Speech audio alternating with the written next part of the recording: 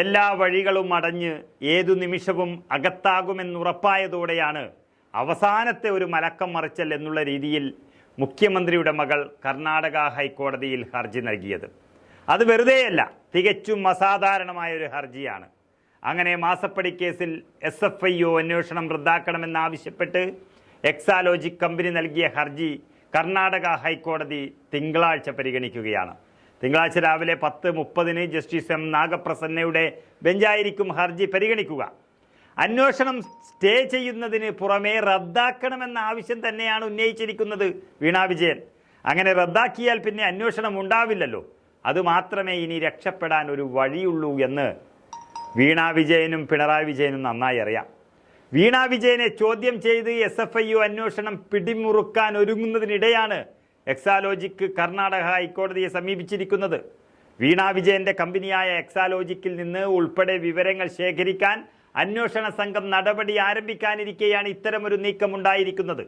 വീണ വിജയന് ചോദ്യം ചെയ്യാൻ ഏത് സമയവും SFIO നോട്ടീസ് നൽകുമെന്ന സൂചന വന്നു കഴിഞ്ഞു. ആദായ നികുതി ഇൻട്രീം സെറ്റിൽമെന്റ് ബോർഡിന്റെ ഉത്തരവും ROCയുടെ ഗുരുതര കണ്ടെത്തലുകളും വന്നപ്പോഴൊക്കെ എക്സാലോജിക്ക് മൗനത്തിലിരിക്കുകയായിരുന്നു. 2022 നവംബറിൽ കമ്പനി താൽക്കാലികമായി മരവിപ്പിച്ചതായിരുന്നു. കമ്പനിയെക്കുറിച്ചുള്ള ദുരൂഹതകളും സംശയങ്ങളും ഒരുപാട് നിലനിൽക്കെയാണ് എക്സാലോജിക്കിന്റെ ഈ ഹർജി വന്നിരിക്കുന്നത്. ശരിക്കും പറഞ്ഞാൽ സമനില തെറ്റിയ നിലയിൽ എന്തു ചെയ്യണമെന്നറിയാതെ കാട്ടിക്കൂട്ടിയ ഒരബദ്ധമാണിതെന്നും വെളുക്കാൻ തേച്ചത് പാണ്ടാകുമെന്ന യാഥാർത്ഥ്യമാണ് നിയമവിദഗ്ധർ ഇവിടെ പങ്കുവെക്കുന്നത്. സുപ്രീം കോടതിയിലെ പ്രമുഖ അഭിഭാഷകൻ MR അഭിലാഷ് പറയുന്ന ചില യാഥാർത്ഥ്യങ്ങൾ നമുക്കൊന്ന് കേട്ടു നോക്കാം. ബഹുമാനപ്പെട്ട കർണാടക ഹൈക്കോടതി ഈ SFIOയുടെ അന്വേഷണം ഉത്തരവ് ക്വാഷ് ചെയ്യണമെന്നാണ് ഈ ഹർജിയിലൂടെ ആവശ്യപ്പെട്ടിരിക്കുന്നത്. ഇതൊരു ക്വസ്റ്റ്യൻ ഓഫ് ഫാക്റ്റ് ആണ്. ഇവർ കമ്പനി നിയമത്തിൻ്റെ ചട്ടങ്ങളും വകുപ്പുകളും വയലേറ്റ് ചെയ്തിട്ടുണ്ടോ, 447 പ്രകാരം ഒഫൻസ്, അതായത് ഈ കോർപ്പറേറ്റ് ഫ്രോഡ് എന്ന് പറയുന്ന ഒഫൻസ് കമ്മിറ്റ് ചെയ്തിട്ടുണ്ടോ എന്നുള്ളത് അത് ഒരു വസ്തുതാപരമായ കാര്യം അന്വേഷിച്ച് കണ്ടെത്തേണ്ടതാണ്. ഒരു കേസിലും കുറ്റത്തിന് ആരോപണ വിധേയനായിരിക്കുന്ന വ്യക്തിയെ ആദ്യം പോയി കണ്ട് അനുമതി വാങ്ങിച്ച ശേഷമല്ല അന്വേഷണത്തിന് ഉത്തരവിടുന്നത്. ഇവിടെ അതിനുള്ള അവസരങ്ങളെല്ലാം അനിതസാധാരണമായ രീതിയിൽ കൈവന്നിട്ടുണ്ട് എന്നുള്ളത് വളരെ വ്യക്തമാണ്.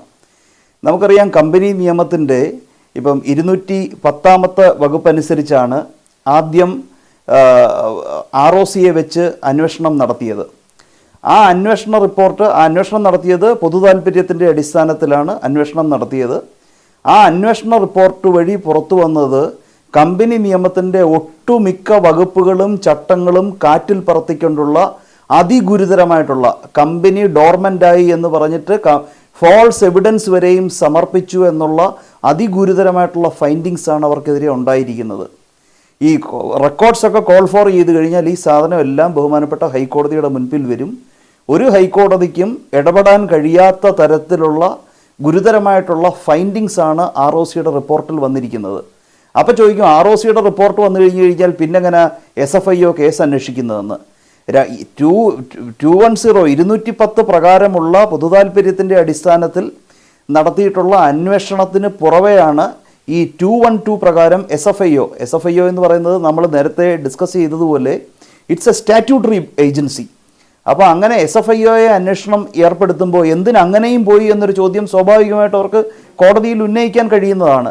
പക്ഷേ നാം മനസ്സിലാക്കേണ്ടത്, ഈ 212 പ്രകാരം SFIOയ്ക്ക് അന്വേഷണം കൊടുത്തുകൊണ്ടുള്ള ഒരു തീരുമാനം, that is without prejudice to the provisions of section 210.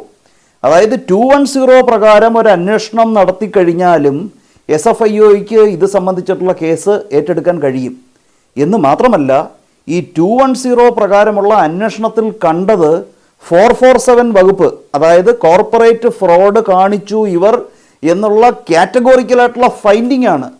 ആ ഫൈൻഡിങ്ങിനെ കുറിച്ച് ക്രിമിനൽ നിയമപ്രകാരം ഇൻവെസ്റ്റിഗേറ്റ് ചെയ്യുവാനും അറസ്റ്റ് ചെയ്യുവാനും അധികാരമുള്ള ഏജൻസിയാണ് SFIO. അപ്പോൾ 210 പ്രകാരമുള്ള അന്വേഷണം തുടങ്ങി അതിൻ്റെ റിപ്പോർട്ട് കിട്ടിക്കഴിഞ്ഞാലും കേന്ദ്ര സർക്കാരിനെ സംബന്ധിച്ചിടത്തോളം 212 അല്ല, കേന്ദ്ര സർക്കാർ അല്ല, യൂണിയൻ സർക്കാർ, അങ്ങനെയാണല്ലോ ബഹുമാനപ്പെട്ട മുഖ്യമന്ത്രി പറയുന്നത്. യൂണിയൻ സർക്കാരിനെ സംബന്ധിച്ചിടത്തോളം ഈ 212 പ്രകാരമുള്ള SFIO അന്വേഷണം തുടങ്ങുവാൻ കഴിയും. അത് മാത്രമല്ല 210 പ്രകാരം ROCയുടെ ഉത്തരവ് കൊടുത്തത് അത് പൊതുതാൽപര്യത്തിൻ്റെ അടിസ്ഥാനത്തിലാണ്. അതേ പൊതുതാൽപര്യമാണ് 212 പ്രകാരം SFIOയുടെ അന്വേഷണത്തിന് നിദാനമായിട്ട് വരാൻ കഴിയുന്ന ഗ്രൗണ്ടുകളിലൊന്ന്. അപ്പോൾ ഈ ROCയുടെ ഇത്ര വളരെ വ്യക്തമായിട്ട് വിവരിക്കുന്ന കാറ്റഗോറിക്കലായിട്ടുള്ള ഫൈൻഡിങ്സ് റെക്കോർഡ് ചെയ്തിട്ടുള്ള രേഖകൾ സർക്കാരിൻ്റെ കയ്യിലുണ്ട് എന്നതിൻ്റെ അടിസ്ഥാനത്തിലാണ് SFIOയുടെ അന്വേഷണം 212 പ്രകാരം കമൻസ് ചെയ്തിരിക്കുന്നത്.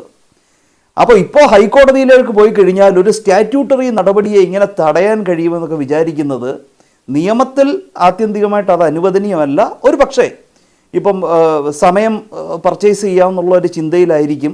അതൊക്കെ വളരെ ഫോൾസ് എക്സ്പെക്റ്റേഷൻസ് ആണ്, അല്ലെങ്കിൽ ഇല്യൂസറി എക്സ്പെക്റ്റേഷൻസ് ആണ്. കാരണം ഈ സ്റ്റാറ്റ്യൂട്ടറി അധികാരപ്രകാരം ഇനീഷ്യേറ്റ് ചെയ്തിരിക്കുന്ന ഇൻവെസ്റ്റിഗേഷൻ വെൽ ഫൗണ്ടഡ് ആണ്, വളരെ ലോഫുള്ളായിട്ടുള്ള പ്രൊസീജിയറാണ്. ROCയുടെ ഫൈൻഡിങ് വന്നിട്ടുണ്ട് 447 പ്രകാരം കേസ് എടുക്കണമെന്നുള്ളത്. അപ്പോൾ ഒരു തരത്തിലും ഹൈക്കോടതിക്ക് ഇതിനകത്ത് ഇടപെടാൻ കഴിയില്ല. ഹൈക്കോടതി ഇടപെട്ടൊരു ഉത്തരവ് ഏതെങ്കിലും രീതിയിൽ എങ്ങനെയെങ്കിലും കോടതി മിസ്ഗൈഡ് ചെയ്യപ്പെടുകയോ ഒരു തെറ്റായിട്ടുള്ള ഒരു കോർട്ട് ഓഫ് ലോ ആണ്, തെറ്റായിട്ടുള്ള ഒരു നിഗമനത്തിൽ ഒരു പക്ഷേ എത്തിച്ചേന്നേക്കാം. അങ്ങനെ വരികയാണെങ്കിൽ സംഭവിക്കുന്നത് അടുത്ത ദിവസം സുപ്രീം കോടതിയിൽ അപ്പീൽ പോകും. അപ്പോൾ ഹൈക്കോടതിയുടെ ഒരു സിംഗിൾ ബെഞ്ചിൻ്റെ ഒരു ഒബ്സർവേഷൻ പോലെയല്ല, സുപ്രീം കോടതിയിലേക്ക് അപ്പീൽ പോയി കഴിഞ്ഞാൽ ഇത് സംബന്ധിച്ചിട്ടുള്ള എല്ലാ ആസ്പെക്ട്സിനെ സംബന്ധിച്ചും ബഹുമാനപ്പെട്ട സുപ്രീം കോടതിക്ക് നിരീക്ഷണം നടത്തുവാനും ഇതിൻ്റെ ഗൗരവം അതിൻ്റെ എല്ലാ ഗ്രാവിറ്റിയോടും കൂടി തന്നെ ഈ കേസിൻ്റെ ഗൗരവം മനസ്സിലാക്കുവാനും കഴിയും. ഈ വെളുക്കാൻ തേച്ചത് പാണ്ടായി എന്ന് പറയുന്നത് പോലെ ഇത്തരത്തിൽ കേസിൻ്റെ നടപടികൾ നിർത്തിവെച്ചേക്കാവുന്ന ഒരു ശുഭപ്രതീക്ഷയിൽ പോയിട്ടുണ്ടെങ്കിൽ ഒരു തരത്തിലും എൻ്റെ നിയമത്തിലുള്ള അറിവ് അനുസരിച്ച് ഇങ്ങനൊരു നടപടിക്രമത്തെ ഇൻ്റർഡിക്റ്റ് ചെയ്യുവാൻ ബഹുമാനപ്പെട്ട ഹൈക്കോടതിക്ക് കഴിയില്ല.